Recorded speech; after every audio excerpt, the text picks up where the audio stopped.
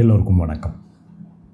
நான் ரொம்ப நாளாகவே வாழ்க்கையில் ஒரே இடத்துலையே இருந்துக்கிட்டு இருக்கேன் சார். நான் என்னென்னவோ பயிற்சி பண்ணுறேன், நான் என்னென்னவோ செய்கிறேன். ஆனால் நான் இருக்கக்கூடிய இடத்துலையே தான் இருந்துகிட்ருக்கேன், எந்த விதமான மாற்றமும் இல்லை அப்படின்னு என்கிட்ட சொல்லக்கூடியவங்க ஏராளமான பேர். இன்ஃபேக்ட் என்னுடைய லைஃப்லேயே இந்த மாதிரி ஒரு விஷயம் நடந்திருக்கு. அதை நான் எப்படி எதிர்கொண்டேன், என்ன மாதிரி விஷயங்கள்லாம் நீங்கள் செய்யலாம் அப்படிங்கிறத இந்த வீடியோவில் பார்க்கலாம் வாங்க.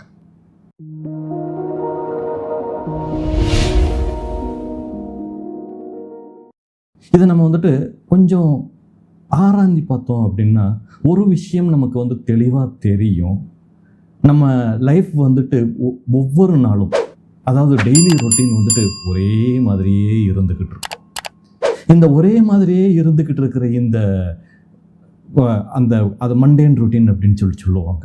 ஒரு மாதிரி போரிங்கான மண்டேன் ரொட்டீன் அப்படின்னு சொல்லுவாங்க. இந்த மாதிரி அது காலையில் எந்திரிக்கிறோம், அப்புறமா பல் தேய்க்கிறோம், குளிக்கிறோம், அதுக்கப்புறம் சாப்பிட்றோம், மறுபடியும் ஆஃபீஸ் போகிறோம் வரோம், இல்லை காலேஜ் போகிறவங்க படிக்கிறவங்க அதுக்கு போகிறாங்க வராங்க, மறுபடியும் ஈவினிங் வரோம், டிவி பார்க்குறோம், ஏதோ ஒன்று பண்ணுறோம், நெட்ஃப்ளிக்ஸ் பார்க்குறோம், இல்லை மொபைல் சர்ஃப் பண்ணிகிட்ருக்கோம், ஸ்க்ரோல் பண்ணுறோம். நம்ம முன்னேற்றத்திற்காக நம்ம என்ன செஞ்சோம், நம்ம வாழ்க்கை மாற்றத்திற்காக என்ன செஞ்சோம் அப்படின்னு பார்த்தோன்னா சார், அதுக்கு தானே சார் நம்ம subconscious mind practices, alpha mind power practices இதெல்லாம் நான் செய்கிறேன் அப்படின்னு சொல்லுவாங்க.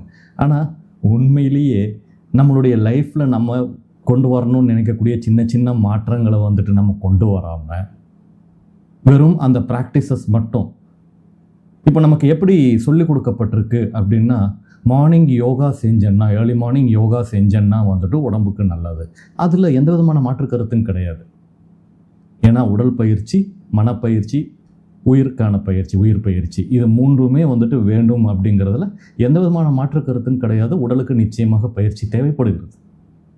ஆனால் அதுக்கு நம்ம எந்த டைம் நம்ம ஸ்பெண்ட் பண்ணுறோம். இப்போ உடற்பயிற்சி சொல்லி கொடுக்குறாங்க, ஏர்லி மார்னிங் நம்ம செய்கிறோம். அந்த உடற்பயிற்சி நமக்கு ஓரளவுக்கு ஒரு பாதிப்பு கொடுக்குது. ஆனால் அந்த உடற்பயிற்சி செய்கிறதுக்காக நம்ம எந்த நேரம் ஒதுக்குறோம், அந்த உடற்பயிற்சி எந்த மாதிரி உடற்பயிற்சிகள் நம்ம செய்கிறோம், எந்த மாதிரி எல்லாருடைய உடல்வாகவும் ஒரே மாதிரி பயிற்சிகளை ஏற்றுக்கொள்வது கிடையாது. ஒரு காமன் ஜென்ரிக்கான ஒரு ப்ராக்டிஸ் இருக்கும். அதுக்கப்புறமா ஸ்பெசிஃபிக்கான ப்ராக்டிசஸ்குள்ளே உள்ள போகிறோமா அப்படிங்கிறது முக்கியம். இப்போ நம்ம இதே அப்படியே மனப்பயிற்சிக்கும் உயிருக்கான பயிற்சியும் எடுத்துக்கிட்டோன்னு வச்சுக்கிங்களேன், அதுலேயும் நம்ம என்ன பண்ணுவோம் அப்படின்னோம்னா, இப்போது நம்ம அடுத்த கட்டத்துக்கு முன்னேறணும். அடுத்த கட்டத்துக்கு முன்னேறுவதற்கு ஒரு ஜெனரிக்கான ஒரு பயிற்சியை சப்கான்ஷியஸ் மைண்ட் ப்ராக்டிசஸை நம்ம பண்ணலாம். ஒரு தியான பயிற்சி பண்ணலாம், இல்லைன்னா ஒரு அஃபர்மேஷன் பண்ணலாம், கிராட்டிடியூடு ஜேர்னலிங் பண்ணலாம், கிராட்டிடியூடு சொல்கிறது அதற்கான அந்த பயிற்சியை நம்ம பண்ணலாம், ஏதோ ஒன்று பண்ணலாம். ஆனால் இதை தாண்டி நம்மளுடைய தினசரி வாழ்க்கையில் நாம் என்ன மாற்றங்கள் கொண்டு வந்தோம், நமக்கு ஸ்பெசிஃபிக்காக நம்ம வாழ்க்கைக்கு தேவையானது. ஏன்னா அது ஜெனரிக்கான ப்ராக்டிஸ், அதை நமக்கு ஏற்ற மாதிரி நம்ம கஸ்டமைஸ் பண்ணியிருப்போம். இப்போ எல்லாருக்குமே இப்போ எனக்கு 1 கோடி ரூபா தேவைப்படுது அப்படின்னா, இன்னொருத்தருக்கு 10 கோடி ரூபா தேவைப்படும், இன்னொருத்தருக்கு வெறும் 50 லட்ச ரூபா இருந்தால் போதும். ஸோ அதுக்கேற்ற மாதிரி தான் அஃபர்மேஷன் எழுதுவோம் இல்லையா? ஆனால் நம்ம அந்த அஃபர்மேஷன் எழுதுனதுக்கு செயல்பாடுகள் மூலமாக நம்ம என்ன செய்கிறோம், முதல் விஷயம். அப்போ இந்த இடத்துல என்ன வருது, ஆக்ஷன். அந்த ஆக்ஷனை நம்ம எடுக்கிறது கிடையாது. இது ரிலேட்டடாக தான் நம்ம சேனலில் நம்ம அதிகமாக இப்போ நம்ம சமீப காலங்களில் பேச ஆரம்பிச்சிருக்கோம். ஏன்னா repeating patterns again and again and again நான் பார்க்க ஆரம்பித்தேன். தினசரி வாழ்க்கையில் சேம் அதே ரொட்டீனை பண்ணிகிட்டு இருந்தோம் அப்படின்னோம்னா ஒரு சேயிங் இருக்குது, insanity is doing the same things again and again and expecting different results. செய்ய வேண்டிய விஷயங்கள் ஒரே விஷயத்தை ஒரே மாதிரி செஞ்சுக்கிட்டே இருந்து டிஃப்ரெண்ட்டான ரிசல்ட்ஸ், வேறு மாதிரியான விளைவுகளை எதிர்பார்க்கறது ஒரு மிகப்பெரிய முட்டாள்தனம். இதுதான் நம்ம செஞ்சுக்கிட்டு இருக்கோம். இப்போ சப்கான்ஷியஸ் மைண்ட் ப்ராக்டிசஸ் அது ஓகே ஜெனரிக் ப்ராக்டிஸ். ஸ்பெசிஃபிக்காக நம்ம வாழ்க்கைக்கு தேவையான விஷயங்களை நம்ம என்னென்ன செஞ்சோம். So success favours the bold courageous minds and action takers அப்படின்னு சொல்லுவாங்க. இப்போ வெற்றி யாருக்கானது, யார் ஆக்ஷன் டேக்கர்ஸோ, யார் கரேஜியஸாக அடுத்த ஸ்டெப்பை எடுத்து வைக்கிறாங்களோ அவங்களுக்கு வெற்றி உரித்தானது. ஆனால் நம்ம என்ன பண்ணுவோம், நம்ம கம்ஃபர்ட் ஜோனில் இருந்துக்கிட்டு, வினோத் சார் இதை சொல்லியிருக்கிறார், எக்ஸ் இதை சொல்லியிருக்கார், ஒய் இதை சொல்லியிருக்கிறாங்க, அப்போ இந்த மாதிரி இந்த ப்ராக்டிஸை மாலையில் வந்துட்டு இதை செய்ய சொல்லியிருக்காங்க, ஒரு தியான பயிற்சியை செய்ய சொல்லியிருக்காங்க, இல்லை ஒரு சப்ளிமினல் ஆடியோவை கேட்க சொல்லியிருக்காங்க. இதெல்லாம் நம்ம கேட்டுட்டு ஃபைனலாக வந்துட்டு தினசரி நம்ம செய்ய வேண்டிய விஷயத்த அதே மாதிரி அரைச்சமாவே திரும்ப அரைக்கிற மாதிரி வந்துட்டு அதையே நம்ம திரும்ப திரும்ப செஞ்சுக்கிட்டு இருக்கும்போது இருந்துட்டு டிஃப்ரெண்ட்டாக ரிசல்ட்ஸ் வரும் அப்படின்னு எதிர்பார்த்தோம் அப்படின்னோம்னா முட்டாள்தான். வருமா அப்படின்னு கேட்டோன்னா கண்டிப்பாக வராது. ஏன் நம்ம அந்த ஜெனரிக்கான ப்ராக்டிசஸை வந்துட்டு சொல்கிறோம், அஃபர்மேஷன் ஏன் சொல்கிறோம்? ஃபார் எக்ஸாம்பிள், எனக்கு வந்துட்டு இப்போது பணம் ரிலேட்டடாக பேசினா தான் நிறைய பேருக்கு பிடிக்குது. அதனாலே நான் பணம் ரிலேட்டடாகவே நம்ம பேசுவோம். நம்ம 10 கோடி ரூபாய் வேணும் நம்முடைய வாழ்க்கையில் அப்படின்னு சொல்லிட்டு நம்ம ஒரு அஃபர்மேஷன் போடுறோம். அப்போ அந்த அஃபர்மேஷனை வந்துட்டு நம்ம சொல்லிக்கிட்டே இருக்கும்போது பிரபஞ்சம் நமக்கு நேரடியாக அந்த 10 கோடி ரூபாவை எடுத்துக்கணும், இந்தாப்பா நீ கேட்டல 10 கோடி ரூபா அப்படின்னு சொல்லிட்டு கொடுத்துருமா அப்படின்னு கேட்டேன்னா கொடுக்காது. அது உங்களுக்கு எப்படி விடை தரும் அப்படின்னு கேட்டிங்கன்னா செயல் வழியாகத்தான் விடை தரும்.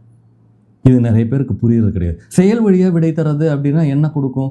எடுத்த உடனே 10 கோடி ரூபாய்க்கு உங்களுக்கு ஒரு ப்ராஜெக்டை கொடுத்துருமா? என்னென்ன இன்னும் சார் நீங்களே சொல்லியிருக்கீங்க அது ஒரு ப்ராஜெக்டாக கொடுக்கும், இல்லைனா வந்துட்டு அது உங்களுக்கு வந்துட்டு ஒரு உத்தியோக மாற்றமாக கொடுக்கும், எடுத்த உடனே அது கொடுத்துருமா அப்படின்னு கேட்டேன்னா கொடுக்காது. இது நான் இல்லை முடியாது ஆகாது அப்படின்னு சொல்லும்போது இந்த ஆள் நெகட்டிவாக பேசுகிறான், போகலாம் நம்ம வேறு யாருக்கு ஏதாவது ஒரு சேனலுக்கு அப்படின்னு சொல்லிட்டு நினைக்கிறாங்க. ஆனால் உண்மையிலே வந்துட்டு பிரபஞ்சத்தினுடைய பேட்டர்ன், அந்த டிசைனை நம்ம புரிஞ்சிக்கிட்டோம் அப்படின்னோம்னா இதை ரொம்ப தெளிவாக நம்ம புரிஞ்சிக்கும். ஏன்னா எப்போ வந்துட்டு நம்மளுடைய ஓப்பன்னஸ், அந்த 10 crores ஏற்றுக்கொள்ளக்கூடிய அந்த ஓப்பன்னஸ், அந்த மைண்டு பதப்படுதோ அந்த நேரத்தில் அது நாளைக்காக கூட இருக்கும். அந்தளவுக்கு புரிதல் இருந்துடுச்சு அப்படின்னா அந்த புரிதலில் நிறைய விஷயங்கள் பின்னாடி இருக்குது. அதெல்லாம் தான் வரிசைப்படுத்தினார் நம்ம Napoleon Hill. 13 points, auto suggestion, faith, அந்த மாதிரி நிறைய விஷயங்களை 13 விஷயங்களை சொன்னார். கடைசியில் சப்கான்ஷியஸ் மைண்ட் பவரையும் ஏன் சொன்னார் அப்படின்னா இது எல்லாவற்றையும் பின்னி பிணைக்கக்கூடிய த்ரெட்டு. அந்த த்ரெட்டு எல்லாமே சேர்ந்து கடைசியில் சப்கான்ஷியஸில் கனெக்ட் ஆகுது. ஏன்னா சப்கான்ஷியஸில் அந்த இடத்துல ஒரு பிறழ்வு ஏற்பட்டுடுச்சுன்னு வச்சுக்கோங்களேன், ப்ராப்ளம். அப்போது இது எல்லாத்தையுமே செஞ்சு கடைசியில் சப்கான்ஷியஸ் மைண்ட் பவரையும் அதோடு இணைத்து செயல்படும் போது நமக்கு ரிசல்ட் வரும். அந்த ரிசல்ட் கூட எப்படி வரும்? பிரபஞ்சம் உங்களுக்கு ஒவ்வொரு விஷயமாக, அப்போது நம்ம அதில் படிக்கிறோம், நெப்போலியன் ஹில் சொன்ன புக்கில் படிக்கிறோம், எட்வர்ட் பார்னர்ஸினுடைய கதை படிக்கிறோம். எடுத்த உடனே அவர் எடிசன் கூட பார்ட்னர் ஆகிட்டாருன்னா இல்லை, முதல்ல அவர் அந்த வீட்டில் ஒரு அசிஸ்டண்ட்டாக ஃபஸ்ட்டு ஒரு கிளீனராக இருந்தார். அதுக்கப்புறமா அடுத்து படிப்படியாக, ஆனால் ஒரு கட்டத்தில் நான் உங்களுக்கு பார்ட்னரானா அவர் போயிட்டு போல்டாக சொல்கிறார். அந்த நிலை உடனடியாக வரவில்லை, ஆனால் அது வந்தது, அந்த நிலை வந்தது. அந்த நிலை வந்தப்போ அவருடைய வாழ்க்கை அப்படியே தலைகீழாக மாறிப்போனது. எடிசனின் பார்ட்னராக வேண்டும் அப்படின்ற அவருடைய கனவு நனவானது. நீங்கள் பின்னாடி இருக்கக்கூடிய இந்த நுணுக்கத்தை பார்க்கணும். நான் அதைத்தான் சொல்கிறேன். வாழ்க்கையில் நம்ம செய்யக்கூடிய வேலைகளை தினசரி செய்யக்கூடிய விஷயங்களை சரியாக செய்யாமல், எந்த மாற்றம் வேண்டுமோ அதற்கான வேலைகளை செய்யாமல், ஏன்னா நான் அப்படி இருந்தேன், எந்த மாற்றம் வேணுமோ அதற்கானது செய்வதே கிடையாது. மாற்றம் வேணும்னு நினைக்கிறது ஓகே, மாற்றம் வேணும்னு நினச்சிக்கிட்டு மாற்றம் வேண்டும் அப்படின்னு சொல்லிட்டு உட்காந்துட்டு இருந்தோம் அப்படின்னோம்னா மாற்றம் வருமானம் வராது. அடுத்த கட்டமாக நம்ம செய்ய வேண்டிய வேலைகளில் ஒரு படியாவது, அதுதான் நம்ம ஈர்ப்பு இதில் சொல்கிறோம். நீங்கள் உங்களுக்கு வேணுங்கிற அந்த விஷயத்தை நோக்கி ஒரு படி எடுத்து வைக்கும் போது பிரபஞ்சம் உங்களை நோக்கி 10 படி எடுத்து வைக்கிறது. அந்த ஒரு படியை ஆனால் பிரபஞ்சம் எதிர்பார்க்கிறது. இந்த எதிர்பார்க்கக்கூடிய செயலை கூட நம்ம செய்யாமல் இருக்கிறோம் அப்படின்னா நிச்சயமாக தீர்வு இருக்க போவது கிடையாது. அது இல்லாமல் நம்ம சும்மா சொல்லிக்கிட்டே இருக்கிறோம், பிணாத்திக்கிட்டே இருக்கிறோம் அப்படின்னோம்னா எனக்கு ரிசல்ட் இல்லை அப்படின்னா தவறு பிரபஞ்சத்தின் மீது இல்லை. ஏன்னா சில அமைப்புகள் அப்படி தான் செயல்படுது. நாம் செயல்படும் போது நமக்காக பிரபஞ்சம் அனைத்தையும் செயல்பட வைக்கிறது, தானும் செயல்படுகிறது.